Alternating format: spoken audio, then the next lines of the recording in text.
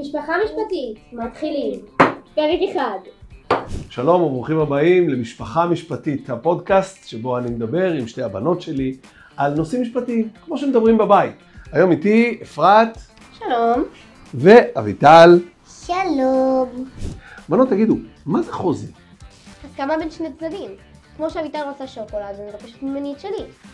אפשר שוקולד. אז זה נכון, כי בכל חוזה יש את הצד שנותן ואת הצד שמקבל. והוא חייב להיות בכתב. לא חייב, אבל בגרון כן. אז למה בכלל צריך לכתוב חוזה?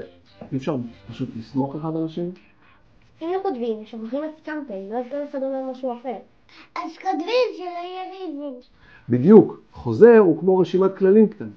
ומה קורה אם אחד לא עומד בחוזה? אז הוא מתבפינה. הוא כבר משלם פיצוי.